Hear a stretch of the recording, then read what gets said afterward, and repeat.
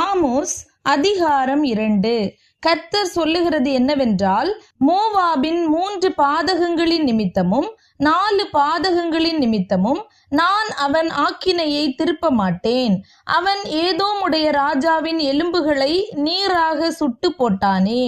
Moab தேசத்தில் தீ கொளுத்துவேன், அது கீரியோத்தின் அரமனைகளை பட்சிக்கும். மோவாபியர் அமளியோடும் ஆர்ப்பரிப்போடும் எக்கால சத்தத்தோடும் சாவார்கள். நியாயாதிபதியை அவர்கள் நடுவில் இராதபடிக்கு நான் சங்காரம் பண்ணி அவனோடே கூட அவர்களுடைய பிரபுக்களை எல்லாம் கொன்று போடுவேன் என்று கர்த்தர் சொல்லுகிறார். மேலும் யூதாவின் 3 பாதகங்களின் நிமித்தமும் 4 பாதகங்களின் நிமித்தமும் நான் அவர்கள் ஆக்கினையை திருப்ப மாட்டேன்.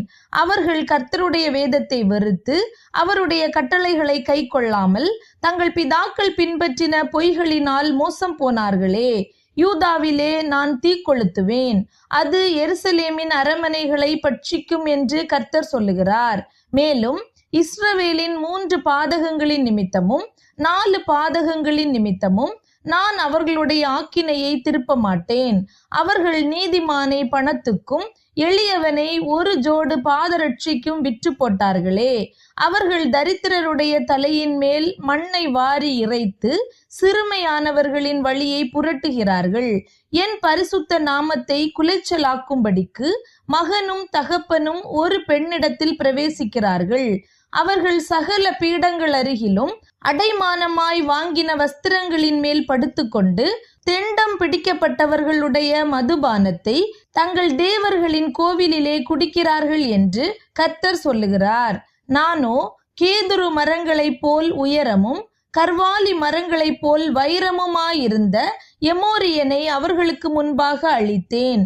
உயர இருந்த அவனுடைய கனியையும் தாழ இருந்த அவனுடைய வேர்களையும் அழித்து போட்டு, நீங்கள் எமோரியனுடைய தேசத்தை கட்டி கொள்ளும்படிக்கு உங்களை நான் எகிப்து தேசத்திலிருந்து வரப்பண்ணி உங்களை 40 வருஷமாக வனாந்தரத்திலே வழிநடத்தி உங்கள் குமாரரில் சிலரை தீர்க்கதரிசிகளாகவும் உங்கள் வாலிபரில் சிலரை நசரேயராகவும் எழும்ப பண்ணினேன்.